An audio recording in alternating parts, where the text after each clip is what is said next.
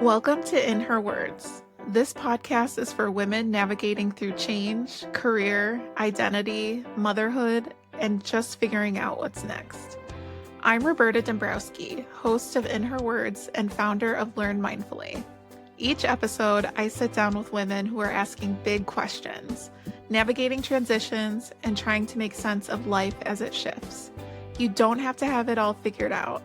You just need space to be real. Let's get into it. Welcome back to another episode of In Her Words. I'm Roberta, founder of Learn Mindfully. In this episode, I brought my good friend, Megan Reese, to have a conversation with the community. Megan is a therapist, coach, and corporate consultant who has spent the last 20 years helping people show up more fully in their work and lives. This is a recording from a webinar that we hosted last week. And in it, we talk all about the ways people often play small in their careers and lives. We discuss societal conditioning, workplace dynamics, imposter syndrome, and strategies for reclaiming confidence and authenticity. We also answer questions that people submitted ahead of time and asked during the call. If you want to join live for some more upcoming events, visit learnmindfully.co/events to sign up. Thanks so much, and I hope you enjoy this episode. All right. Welcome, everyone. I'm so excited for you all to be here today. Today's conversation is going to be focused on you've been playing small and it wasn't an accident. And so the rundown for today is we're going to introduce ourselves, share a little bit about our background. We have some pre-canned questions that we put together. We also got questions from the signups, and then we're going to open it up to everyone as well. For those who don't know me, my name is Roberta. I am the founder and coach at Learn Mindfully. Learn Mindfully is a coaching and consulting company. It's really dedicated to helping people design work that feels good. It really honors who they are and not just what they can do. And it was really born out of my own experience with burnout, workplace burnout a few years ago. Made it all the way to executive level and just didn't find it energizing anymore. And so over the last 5 years, I've been helping people really design things that honors who they are, whether it's full-time work, solopreneurship, portfolio path, really. It's all for fun. It's all making sure that it honors you. So I will pass it off to Megan and let her introduce herself.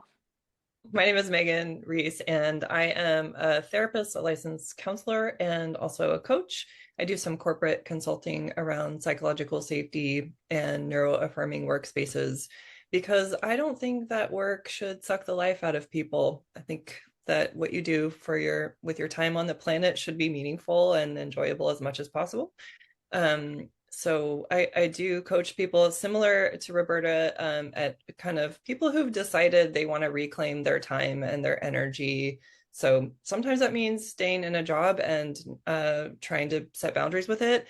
And sometimes that means pivoting to something new or some combination. Very cool. Preach, preach, preach. I'm so excited to dive in with you today.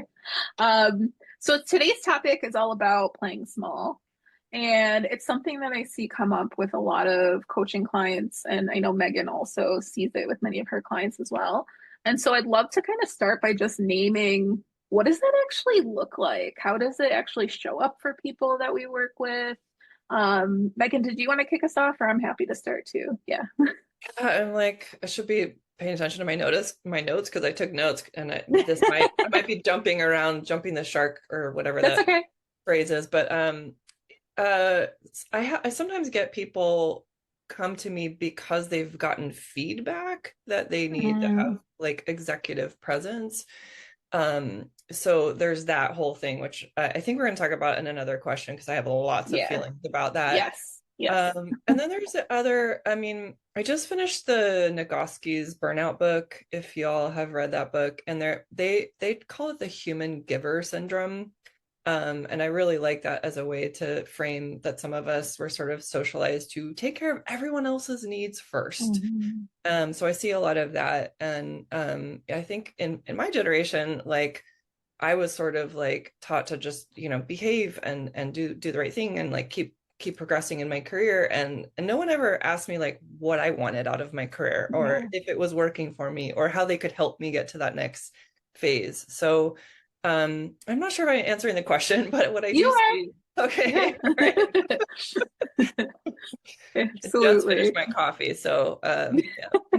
I have my tea here too. So, yeah, pretty similar. I feel like the patterns that I often hear from people is one is the executive presence, which we will go in deeper because I have strong thoughts on that too.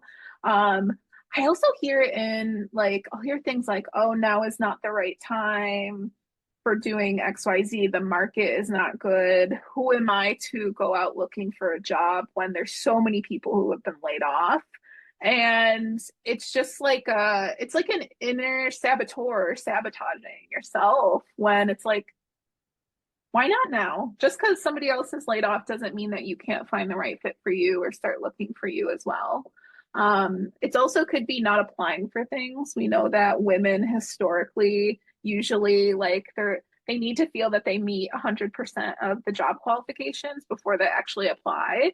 And so it's very common that they're not applying, they're not raising their hand for opportunities. It's having the ideas, but not necessarily having the confidence to speak those ideas to others. So it can manifest in a lot of different ways depending on where you are and where you're coming from, for sure. I'm wondering from your perspective, Megan, are there specific conditions, environments, mechanisms that actually teach people how to shrink? Ooh. I was just thinking recently about what I see and what I have seen in tech and what I've experienced in tech about what gets rewarded and what doesn't. And I think that there's this bias towards execution or like delivery of stuff that sometimes um, is supersedes process. And so I think if you're someone who is a team player who likes to make sure that the whole team is working towards something and everyone's okay on the team, and I think that does not get rewarded. And I think Mm-hmm. like sort of that more cutthroat thing does. So I think that can be antithetical to like how some of us want to be in the world, which is really hard. Thoughts. It's an interesting time for this question right now because I'm actually starting summer classes. I think I shared with you, Megan, offline that I'm taking a class called A Psychology of Power and Oppression. And so, very much related. I think that our workplaces like design people to shrink and to be controlled and to not have autonomy and to perform. And it's all about capitalism and outcome and profit and stuff like that. And so, with regards to that, what happens is that a lot of individuals are rewarded by being easy to work with.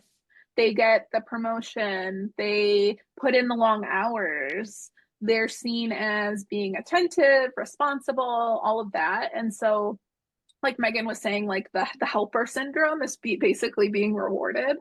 And on the flip side of that, you are punished for self advocating, for speaking up, for naming things in the system that are broken.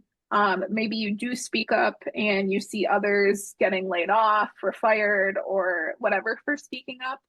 That impacts you, that makes you more susceptible to remaining silent, and like the system is operating as intended and it stays status quo. And so what I think happens is all of these things compound over time and these symptoms and signals start to add up, and then it ends up influencing your body, how you're feeling at work. You end up experiencing burnout. You don't know how long these things are going to continue. And so I think that each workplace is different. There are many clients I work with who experience great workplaces, but many of them are not designed with the people in mind. It's designed around profit first, and we're seen as like resources, unfortunately. And so, really, my aim when I work with people is empowering them to speak up for themselves and identify what they really want, because it might also be in conflict with what the workplace and the environment wants for you as well. Yeah, that last bit, and I think there was questions that came from people who registered that I really wanted to speak on the sort of figuring out what your beacon is.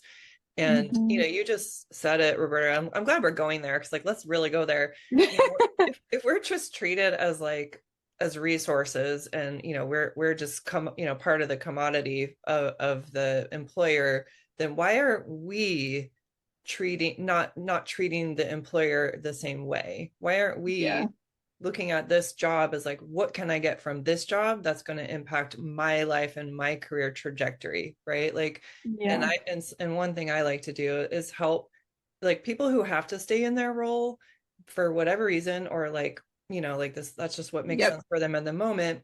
Like, what is it you can get from this place? How can you suck this place dry? Because they're going to try to suck you dry. Yeah. Yeah, absolutely. Yeah, and I think a huge part of that is boundaries design. Or even like usually when I start working with clients, the first thing I do is we explore their relationship with work in the first place because we often don't think about that, how we want work to show up for us. And then from there, designing things around it like boundaries and all of that. So you have the structure in place to make it look the way that you want it to rather than how the workplace wants you to. So, Boundaries, and also what resources are available that you're not even thinking about or correct. tapping into.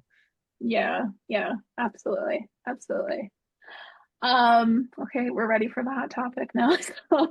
So, playing small is usually a common thing that we hear is that it's a confidence problem. Hey, you just need to speak up more. You need to take up more space. You need to negotiate better, have more executive presence. What is wrong with that framing from your perspective? Everything. Whenever I hear executive presence, I basically believe that it is like cishet white male coded. Like the Hmm. request is for you to be more cishet white male. And it drives me bonkers and up the wall. I've had people come to me, I think I mentioned this earlier. They've come to me because they've gotten feedback that they need to be more, have more executive presence. And I am never, ever going to teach a woman how to be more aggressive in the workplace. What I am going to work with her on is how she can feel okay in those moments, and how she can work with her self doubt and whatever's coming up for her, and how she can be Hmm. honest with what's in her body, and make sure her nervous system is regulated as much as possible when she is called to Yeah. react in some of these moments. Um, yeah, I mean, I think about this team I was on where there were a lot of us who are really loud, and we are like always sharing our ideas and whatever. And we had one member who would just once in a while slide in very quietly one thought, and it was just the thing that unlocked everything. Mm. And I always think like this was somebody everybody respected, but they also she wouldn't have been looked at for like to lead the whole group because she was quieter and didn't talk as much as everybody else, but when she did talk, everyone listened. And so I think Mhm. I want to see more of that as being what executive presence is, right? Like, Yeah, yeah, what would it yeah. look like if we turned that on its head and executive presence was actually listening and being able to say the things that aren't named when it's the right thing to do and when no one else will. Yeah, yeah. That resonates a lot, especially as a leader who is more introverted. Um, what I think really helps is really working with people and identify what motivates them and like how do they want to show up at work too. Because when executives are saying like, hey, you need to be more confident or you need to do this, they're treating the symptom. They're telling you the behavior they want you to change, but they're not actually telling you like what's the root cause? What's the purpose of this? And a lot of us are designers, like we're designing things, we're designing experiences, all of that. How do you want to show up for yourself? What do you want to design for your workplace? And for me, like, I'm sorry, I don't want to be like Elon Musk. I don't want to be like a lot of those like tech guru leaders, but I want to lead in a way that feels really authentic and sustainable for me. And so, what does that look like tangibly, etc.? And so, like, I feel like I just am a strong believer that nobody should be able to tell you what your leadership style should look like. Only you can define it. yes, they can give you recommendations and feedback about how it's like what the outcomes are at work, but you want to feel good about the way that you're showing up at work as well. So it's really like if somebody gives you that like feedback like, hey, be more confident, I think my recommendation is to get curious with them of like being like, well, explain to me what exactly are you looking for? What's the purpose here? So that you can investigate it a little bit more and then figure out what works best for you. So, Yeah, and just to like, add to that, when someone tells you to be more confident, and then there's like this like scrutiny around that, then yes, how is that supposed to inspire confidence? Like, then you have exactly. this negative association with how you're showing up at work, and then you become more self-conscious, and then you appear less confident. Yeah. So, to add everything you just said, also, I'm helping people work with their nervous systems because when they're like getting this harsh Yeah. feedback or like being, monitored in that way, that's really antithetical to them showing up in a way that feels grounded and Yeah. confident. Absolutely. Yeah. And it could be gaslighting too. It could be corporate gaslighting that's going on where it's an intentional behavior that a leader or a manager is doing to kind of undermine and put the insecurities within your head. So, it's always great to have a coach or somebody, some trusted advisor that you can have these conversations with. So you can have like that gut check of like, am I going crazy or is this what's happening? And you can have a dialogue about it a little bit more. So, And I know I wanted to like see if I could throw in a little bit of like ADHD chat into yeah, this. yeah.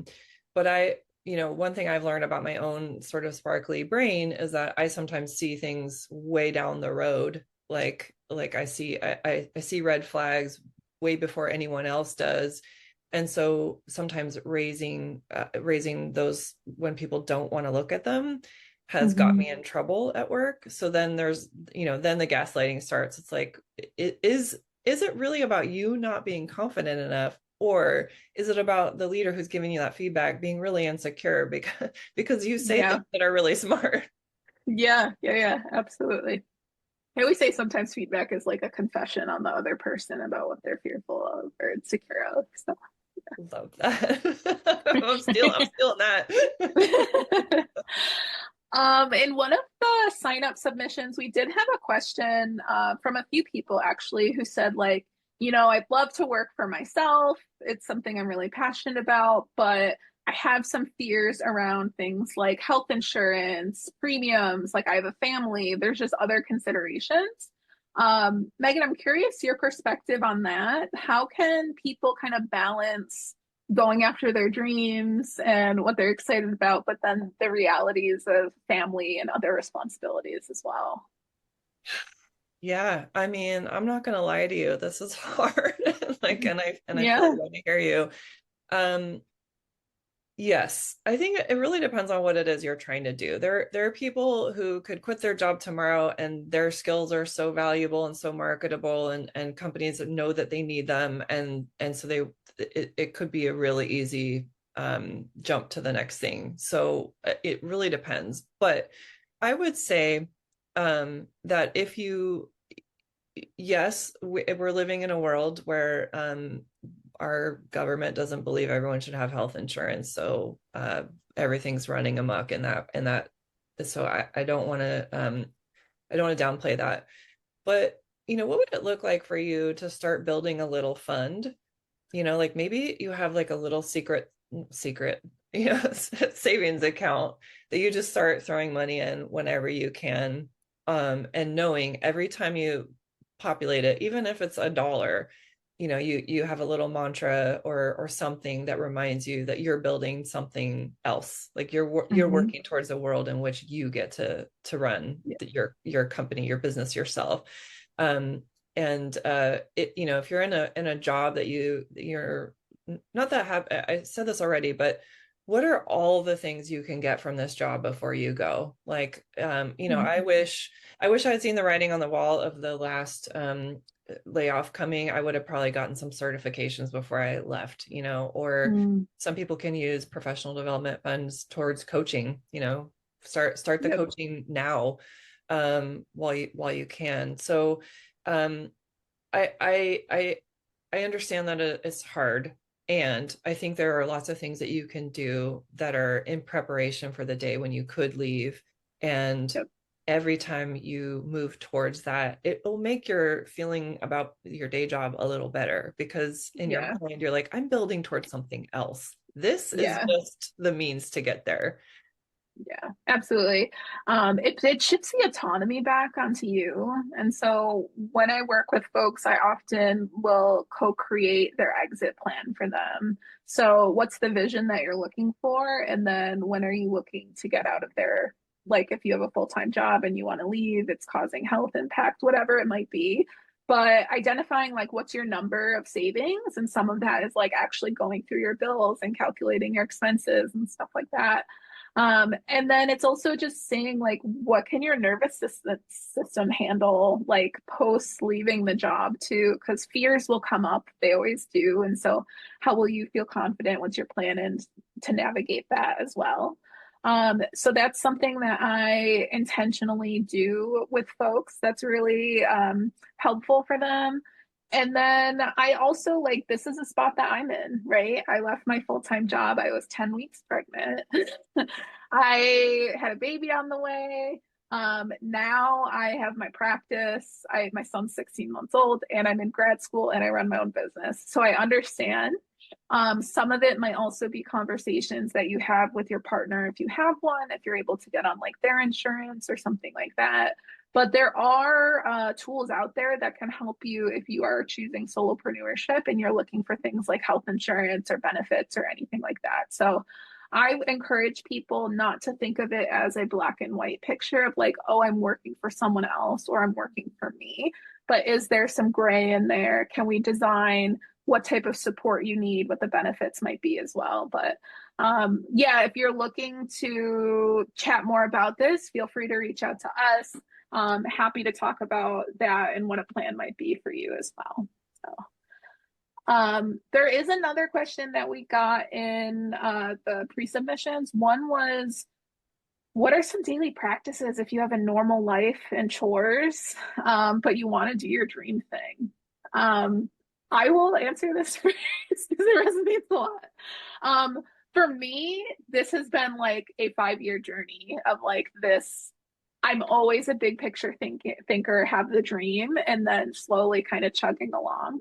For me, a lot of it is about boundaries. So, boundaries with myself, setting clear guidelines of like, here's what my day looks like. So, I actually have a master schedule template. It's like with Excel, it's color coded. I like highlight what my free time is, what my time to like do things looks like, time with my family.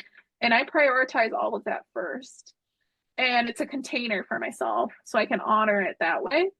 So that's really helpful for setting structure. And then I always try to keep my self-care time too, because that's what's going to give me the energy when I have so much, when I'm juggling my dream and, you know, my just daily like baby, all that stuff. I'm a wife, I'm a mom. So that's really helpful for me. But I think it's designing what are the care rituals that you need for yourself and this type of support that you need. And also knowing that you don't have to be 100% all in on your dream all the time. What does sustainability look like for you while you're building the thing? It could be a few hours a week, 2 hours a week, it could be 1 hour a week. But every time you're taking an action, it's slowly moving you forward towards what you're looking to do. So, yeah, that's just what worked for me. But Megan, I'm curious for you. I have some yeah, so everything you said. And then I think this question came up from somebody who was saying that they're exhausted by the job search. So I want to Mm-hmm. like touch on that a little bit. So we have a couple of you in here who are in the job search. And I read exhaustive day of job searching, and my gut reaction was like, does anybody have to be spending all day doing job Yeah. search? And I really wanted to get your perspective on that, Roberta, because I think you have more concrete job search coaching experience. But I think like that nobody should be doing that full time, and nobody, and I think sometimes you're like, what, but I have to, I might miss out on something. I think that there has to be a certain point in your day where the productivity of doing that much job search starts to drop off because you're tired, you're cranky, or whatever. Yep. Oh, I know, Fiorella. Yeah, it sounds terrible. I also think there's probably some other strategies that are more fun than what you might be doing. But if you ever find yourself in a good mood, um, I encourage you to make a list of all the things that you can do when you're not working full time. So this is if you're in a job and Love it. you could be laid off tomorrow, or you could be leaving to do your own thing, or you're in the job search. Make that list. I mean, like, what is it like going to the museum, going to a Hmm. matinee in the middle of the week, or a midday hike, or whatever that is? Like, make a list, or just like learning how to bake croissants. Because I think sometimes we wake up and there's this panic of like, oh my God, I have to get a job and I have to do everything all day, every day to get that job. Hmm. And I want to remind you that this moment we're in is not your forever. It's a small blip on the radar of your life and your career. You will come out the other side. And in the meantime, why not enjoy some of the free time? Why not sort of like come back into your body and reconnect to your joy and reconnect to the things that make you a human being? I think that when we are tired and disconnected from our hobbies and our passions and the people that we love, that only serves capitalism. It only serves the 1% for us to be tired and drained and disconnected. So don't forget to do the things that you love, to enjoy those moments of free time, to allow yourself to dream. Like you need some just unstructured dream time, Yeah. imagine and fantasy and all of that stuff. If you have a creative thing that you do, please do your create whatever that is, your art, your music, your whatever, your writing. So I just wanted to make sure that people prioritize the things that mean something to them. Roberta shared like her Yeah. family and life and all what, make sure to prioritize those things Yeah. so that you pay yourself first. I like to think of it as paying yourself first, right? Like Yeah. when I'm in good writing practice, that's the first thing I do in the morning before I do anything else, before any other meetings, before anything else, because I am a writer and I must be writing. Yeah. So I wanted to just throw that out there too. Yeah, yeah. Thank you so much for sharing that. Yeah, absolutely. I help a lot of people through career transitions. So, one of the things that I usually recommend after it happens, one is just feel it. Like if it was a layoff, you're going through a career transition, just there's a lot of emotions that get pent up. So give yourself a few days to at least process that. Then the next thing is usually designing what is your master schedule. So if you have a look at your week, what do you want it to look like energetically? What is the time for you? And then the time that you might dedicate to this search. I know some people who do it every day at the same time. I have some clients who are like, nope, Tuesdays, Thursdays, those are my days to job search. I do it for an hour or whatever it might be. But I always recommend like having some sort of structure because what happens when you are underemployed, unemployed, going through a layoff career transition is that your structure of the way that your days used to look like essentially gets obliterated. And it can be very disorienting. You can start to question yourself with that much space, and you're like, what am I doing? Like, there's like this pressure that comes, like, I want to make sure I'm using my time effectively. And people either, it's like your nervous system will get hyper aroused and you just go, go, go, you're applying, applying, applying, or you get under aroused, which is like work, no motivation to apply, no nothing. And so having some sort of schedule is really great to just kind of ground you. And you can always shift it based on how you feel each day. But that's just one of the things that I typically will recommend to people. And when we're talking about the schedule, it really is your form of boundaries. You're saying this is the time for me to do this action. And then I also recommend people get outside.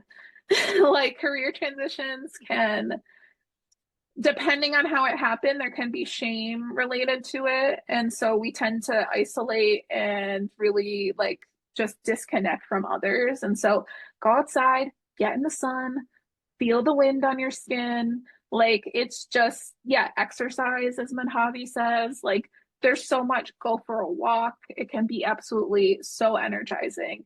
I remember a few years ago during a layoff, I did Zumba classes and it was like the best thing ever. So it may look different according to what gives you energy. Can But I yeah. just like, yeah, I want to like just button that up one more time.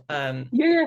You absolutely like, what would it be like if you use this time to make the care of your body the most important thing you do?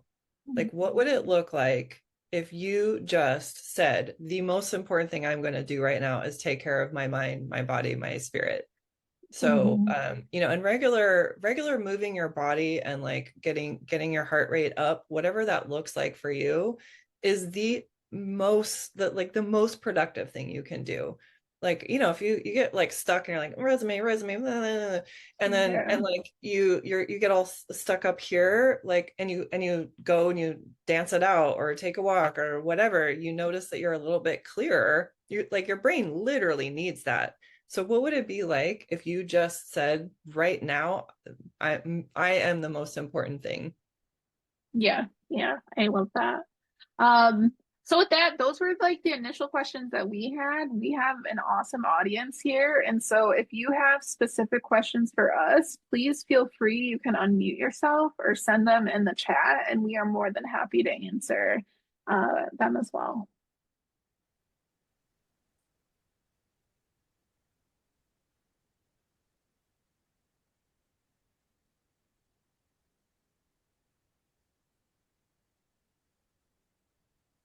So, and then we have a question from Jonna in the chat. Can you speak a bit on overcoming imposter syndrome as a blocker to going after your dreams?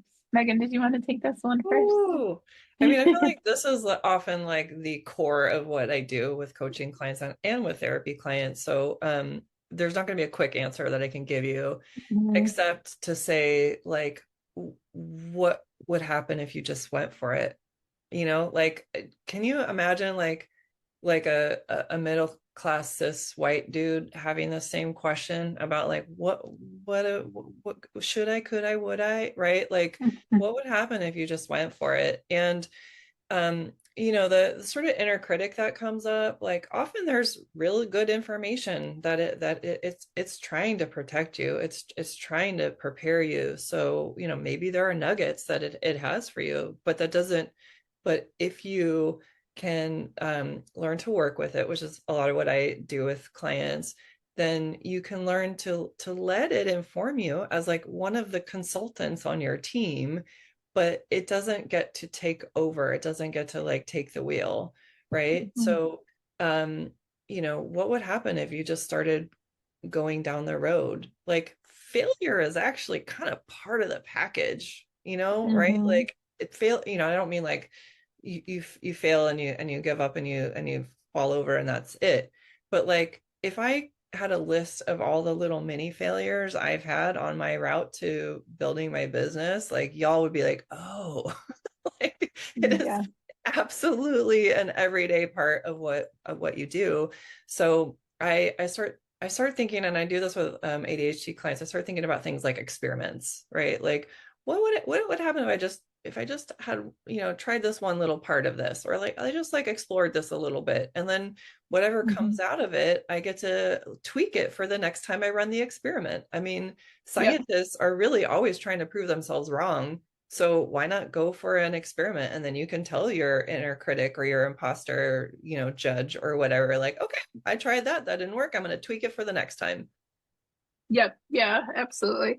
Very similar to what Megan said. I work a lot with clients to listen to the story and the fear, because usually with imposter syndrome, there's a signal there. Sometimes it's like, hey, I feel like I don't have enough skills. So that's a signal. Okay, if that's the case, where can you take a class or upgrade your skills so that you feel better about it?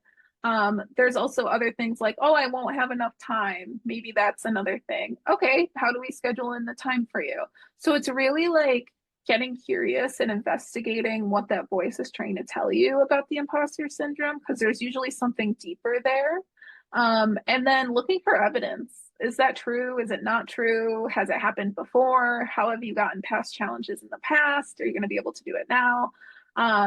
but it is very real, and it is something that I hear from a lot of clients as well. And so experimental approach is huge. What's the smallest action that you might be able to take in the direction that you're hoping to go towards? I do it all the time with my business when I'm working on new directions and stuff like that. And I also love what Megan said about failure. And it's something that is really top of mind. I have a 16-month-old right now. My son is walking, but when he started to take his first steps, right, he would walk across the room, shake, fall down, and then get right back up.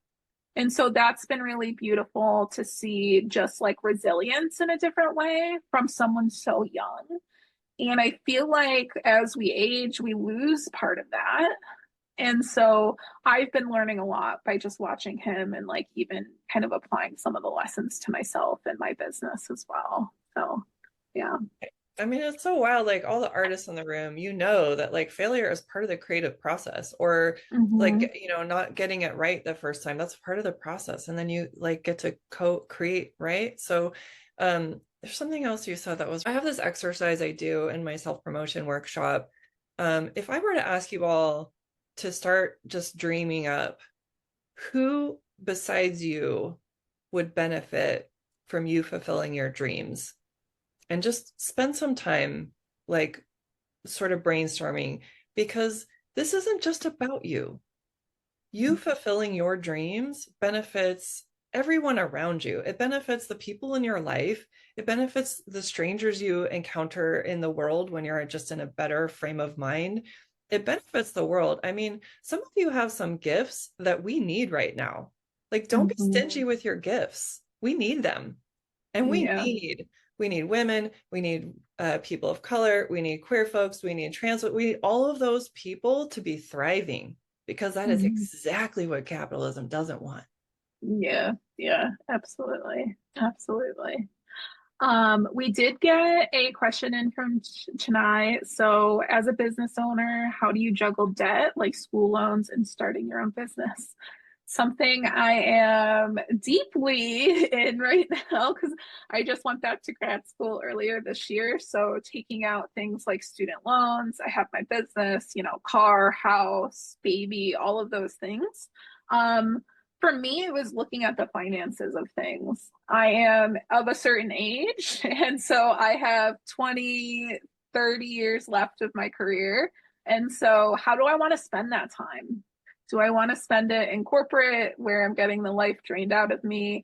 Or what do I want it to look like? And then I made the decision, if I'm taking some school loans to pay this off, that's okay. I have enough time where I will be able to pay those off. I'm not doing a PhD program or anything like that, but master's program, it does have some costs involved, but being able to chart out like what would payments look like if I did this as well.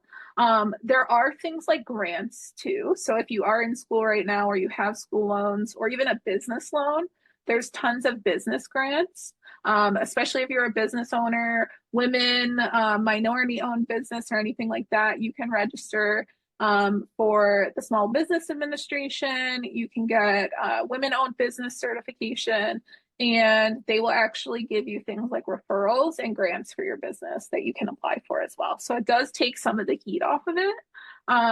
But I recommend, if it's something that you're thinking about, it could be reaching out to a business coach, reaching out to a coach, somebody who's been there before. A lot of us who end up becoming business owners love to help other people grow their businesses as well. So I would say it's always getting curious about it. If it is the finances that are the concern, let's dig into it. What does it look like? What might it look like? And coming up with a plan there as well. So, Megan, did you have anything to add on this topic? Man, I mean, yeah, this is the thing, right? I would say so. Roberta mentioned the Small Business Administration. That's a national organ arm of the, I don't know how to describe Yeah. it. But anyway, there should be a local branch of that in your town or Correct. your county. So look for that. When I first started, I did a course. I don't know how helpful it was, but I did learn some things, right? But there are resources out there. So look into that. By the way, the library is really great, you all. Like, I don't know Yeah. about the library where you are, but I just had to do something where I had to get something notarized, and I found out that the library does free notary services like 1 day a week. So just anyway, there's a lot of great stuff there. Juggle, that's a really interesting word. I feel like I'm constantly juggling. But listen, when I first started out, this chapter of owning a business, it was a surprise layoff, and there were moments when I was on food stamps. There was moments when I put my loans into forbearance. There's been a lot of like fun things that I've done because I've decided like I don't want to ever work for a company again. I can't, like I'm too cynical about companies. I can't do it. I'm a terrible employee. I'm always going to raise a red flag when I am worried about how things are going to impact people. That's just, I'm sorry, Yep. that's my toxic trait. So uh, all that to say, like I made that decision and I had to get weird and resourceful, and I did. I got weird and resourceful, and bit by bit, and I did everything on a shoestring budget. Like my friend and I made Mhm. my therapy website myself. I'm now learning all the things I didn't know about SEO then, and I'm doing that all myself. I mean, my marketing Yep. budget is zero, and I still get clients, so I'm doing something right. Yeah. Yeah. Absolutely. Thank you for sharing that. We do have to start to transition for today's session. It's been absolutely lovely to connect with all of you. If you want to stay connected with us, this is the first of many events this summer that I have designed. So the next one is on July 20th with Dr. Kimberly Murray. I did drop a link in the chat. And then if you're looking for support this summer, I have a summer sale going on for Spark sessions. There's 10% off. And I'll be sending a follow-up with all the information as well. Megan, how can folks stay connected to you? Yeah, I'm just dropping my LinkedIn in the chat. Yeah. Thank you so much, Megan, for joining today. Thank you, everyone on the call. It was so lovely to have time with you. Hope everyone has a great rest of the summer, and we will see you soon. Nice to meet you all. Thank you, Roberta. Thanks. Yeah, thanks, everyone.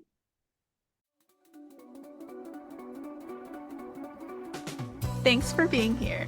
If something in this episode landed with you, feel free to pass it along to someone who might need it too. You can leave a review, subscribe, or just keep tuning in. We're figuring it out together. And remember, your story, your voice, your becoming, it all matters.